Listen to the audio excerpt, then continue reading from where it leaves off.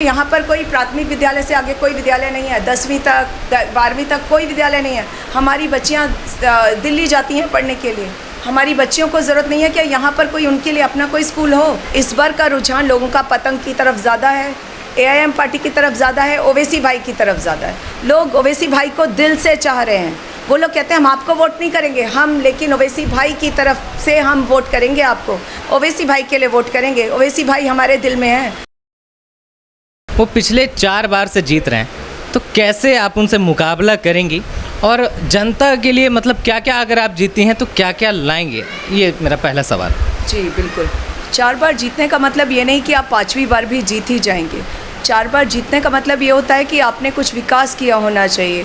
सिर्फ नालियों का या रोड बनाने से ही हमारा काम नहीं चल रहा है। वो रोड बनाने के बाद भी सब हमारे मकान नीचे चले जा रहे हैं। अब आप एक बात बताइए, जिसने 4 मंजिल मकान बनाया हो, उसने अपनी कड़ी मेहनत करके वो मकान बनाया होगा, तो उसमें पैसा नहीं लगा क्या? उसके बाद में जब वो मकान उसका नीचे पहुंच जाएगा तो उसके दिल पर क्या गुजरेगी? वो कैसे कैसे तो एक अपना मकान बनाया उसने, उसके बाद में अगर उसका मकान नीचे चला गया तो वो क्या करेगा? एक ही बार आदमी मकान बना पाता है अपनी लाइफ में, तो क्या आप लोग को लगता है ये पॉसिबल है कि वो 10 बार उस मकान को तोड़े और फिर वो बनवाए?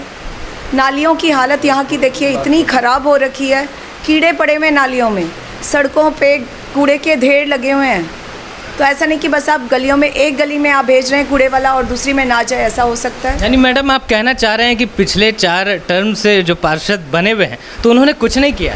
किया होगा, ज़रूर किया होगा, लेकिन हम तो उसी बारे में बोलेंगे जो कि हमें दिखाई दे रहा है। लोग जो हमें बता, क्या दिख रहा है मैम, बताइए, जनता को बताइए। तो बता रहे हैं, कूड़े के ढेर, हर घर के आगे कूड़े के ढेर। जिस घर में हम जाकर मिलते हैं वो कहते हैं क्या करेंगे आप लोग, हम क्यों आपको वोट दें? सारी नालियाँ गंदी पड़ी हुई हैं, हम क्यों वोट दें आप लोगों को? आप लोगों को वोट देने के बाद में भी हमारी नालियाँ अगर गंदी पड़ी हुई हैं तो आप लोगों को वोट देने का क्या फ़ायदा है?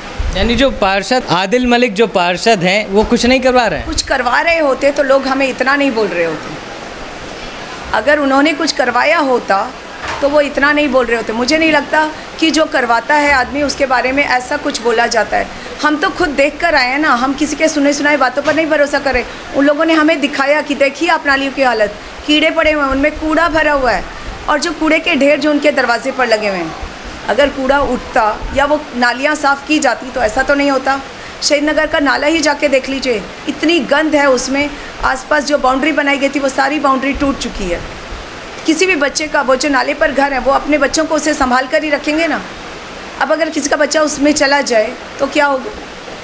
पीछे सुना भी होगा आपने, कई बच्चे उसमें गिर भी चुके हैं, उन बच्चों की मौत भी हो चुकी है। तो बताइए ऐसे कैसे हम अपने बच्चों को उस नाले में गिरता हुआ देखेंगे? कब तक देखेंगे? तो हमें भी तो कुछ अपने लिए चाहिए। विकास तो हर एक को ज़रूरत है, हर कोई चाहता है कि बच्चों के लिए कुछ चाहिए।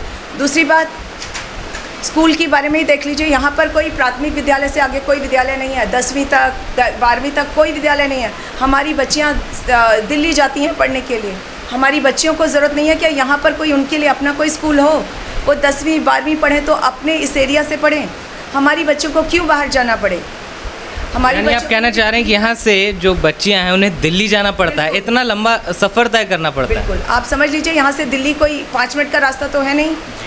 तो यहाँ से भी अगर कोई रिक्शा भी करता है तो हर दिन उसको 20 रुपये खर्च करके जाना है। 20 रुपये मतलब कोई एक गरीब इंसान अपने बच्चे को स्कूल में पढ़ा रहा है, उसका 20 रुपये एक तरफ का खर्चा कर रहा है। दूसरी तरफ से चलिए बच्चा अगर आ भी जाए पैदल, मान लीजिए 20 रुपया तो उसका खर्च हो रहा है। 20 रुपये माँ बाप कैसे कमाएंगे? उसके बाद में आज आपको पता ही है कि लॉकडाउन के बाद काम तो है नहीं, तो काम नहीं है तो माँ बाप कैसे वो बच्चे को 20 रुपये देंगे? और नहीं देंगे तो बच्चा पैदल जाएगा, फिर पैदल आएगा। तो क्या आप लोग को लगता है कि बच्चे के पास में इतनी ताकत रहेगी कि वो दोनों टाइम पैदल जाए और दोनों टाइम पैदल वापस आए? तो वो कैसे करेगा? अच्छा मैम, ये बताइए कि पहले चरण का जो चुनाव है वो हो चुका है, तो आपके एरिया में क्या माहौल है? क्या लगता है कि मतलब क्या जनता किसको चुनने वाली है, ये आप खुद बताएं। जी बिल्कुल, मेरे को तो यही लगता है कि इस बार का रुझान लोगों का पतंग की तरफ ज़्यादा है, AIM पार्टी की तरफ ज़्यादा है, ओवैसी भाई की तरफ ज़्यादा है। लोग ओवैसी भाई को दिल से चाह रहे हैं। वो लोग कहते हैं हम आपको वोट नहीं करेंगे, हम लेकिन ओवैसी भाई की तरफ से हम वोट करेंगे आपको। ओवैसी भाई के लिए वोट करेंगे। ओवैसी भाई हमारे दिल में है, हम ओवैसी भाई को वोट देंगे। तो मुझे पूरा इस बात की उम्मीद है कि इस बार AIM पार्टी का परचम लहराएगा, शहीद नगर में ज़रूर लहराएगा इंशाल्लाह। क्या आपको लगता है कि ओवैसी साहब का जो प्यार है वो इस बार बरस जाएगा? बिल्कुल बरसेगा, क्यों नहीं, बिल्कुल बरसेगा। पिछले बार भी लोगों ने दिखाने की कोशिश की थी, लेकिन कुछ भी समझ लिए, कुछ भी वजह समझ लिए, पिछले बार नहीं हो पाया। कुछ हो सकता है मजबूरियां हो लोगों की, कुछ हो सकता है ऊपर वाले ने कुछ ना देखा हो। इस बार मुझे लगता है कि पूरा शहीद नगर एक तरफ से चाहता है कि पतंग आए, एक तरफ से चाहता है ओवैसी भाई आए, तो क्यों नहीं, हम लोग ज़रूर जीतेंगे इस बार, इंशाल्लाह इस बार ज़रूर हमारी जीत होगी।